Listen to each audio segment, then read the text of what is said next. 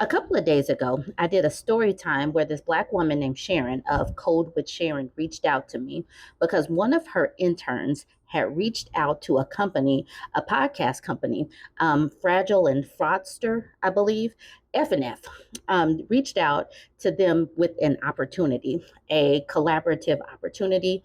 Now, this intern did it with her permission, but she didn't know they were reaching out to. This intern created the email and signed Sharon's name. Once Sharon figured out that this is what this intern had done, she responded to Fraudster and Funky and said, "My intern made a mistake. There's a misalignment of values. We were not actually thinking about creating something with you." So there was a whole exchange in the story time. There is a whole video out. There's no need for me to recap it. I'm doing this because Sharon reached out to me and wanted to clarify a few things. So she says, "Hi, everyone. First, thank you to BurbNBougie for the video. I appreciate those who tried to understand our situation. What you saw was part of our training process, which many people can relate to, being thrown into roles with inadequate training and learning through mistakes. This happens in many industries, but in tech, mistakes are viewed as learning opportunities. I previously worked in restaurants, a warehouse, and a group home where training was rushed and we were given significant responsibilities. I figured it out and became good at it. In tech, we take the same approach with our interns.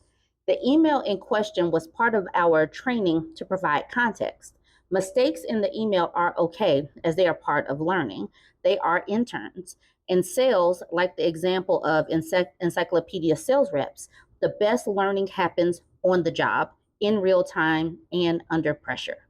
In tech, we encourage mistakes because they help us grow. Shaming people for mistakes stifles growth. Working in tech has given me the confidence to make mistakes out loud, something not taught in my community or in urban school. In tech, if I don't know something, I'm encouraged to say that I don't know, but I will find out. I couldn't do that in a 9 to 5 labor position. How great would it be, let's say 6 months or a year later, if one of my interns improved so much that they go back and land that actual investor they previously made a mistake with or sent a bad email to? That's how we think around here. Nothing is ever finite. Nothing is ever over. You can always go back and get it. And how impressed do you think that customer would be if this intern reached back out and admitted they were brand new to sales when they first reached out and asked for their permission to try again? One intern made a mistake by contacting a company that didn't align with our values, which was a learning point for him. My interns had my permission to seek investors and did not act behind my back. The problem was that he reached out to a company that didn't align with our values, and he knew it because he admitted to being a fan of Funky and Fragile, plus some of the other things previously mentioned. Other than that, I thought he was a great young man. I just hate that he got caught up in that type of environment. To clarify, I did not do this to trick BurbNBougie into investing. I've done plenty of pitch TV shows and competitions. I've done stand-up comedy. I've spoken in front of large audiences. Believe me, I'm not afraid to ask for what I want. Our goal was and is to seek investors interested in startups, and BurbNBougie's channel doesn't focus on investing. We appreciate the feedback and will continue to learn from this experience. Oh, yeah, I got the idea from an article. Matt Barnes talks about post MBA entrepreneurship and how an Instagram DM led to a great venture. Thank you for understanding. For more insights, check out my channel at Same Script, Different Cast. And then she gives the Matt Barnes article right here. If you're interested, here it is right here in the screenshot. One thing that I like right here, believe me, I'm not afraid to ask for what I want. Something my mama said a long time ago. Make sure, no, what did she say? A closed mouth don't get fed. I don't know if that resonates with you, or if your mama or someone that's a loved one said the same thing to you. But a closed mouth don't get fed, and that's the reason why I believe that many of us are assertive. because we got mamas that were assertive. But I also love this part right here. Shaming people for mistakes stifles growth. Shaming people for mistakes stifles growth. That is so important.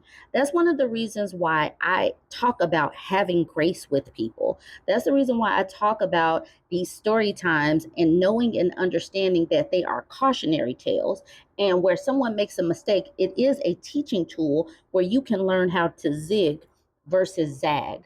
Now, like she said, this particular intern, they knew what they were doing. They know that Fragile and Funky don't like black women. He knows because he watches them. So he didn't just make a mistake.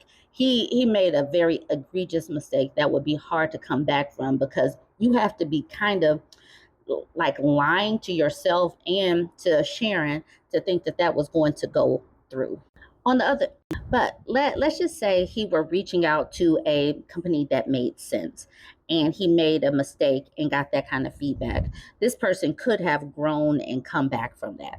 So I'm just putting this out here. Sharon wanted to make the record known or set the record straight, and hopefully that clears up some of the issues that people were having in the comments. So join the conversation.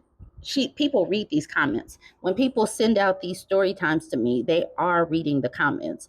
So don't be afraid to send out your story times, because sometimes things might get lost in translation. We will clear them up. I know that I do Reddit stories, but I do actually do real life stories from people. So they do watch the comments. They do. So let me know what you think about this. Don't forget to like, comment, and share.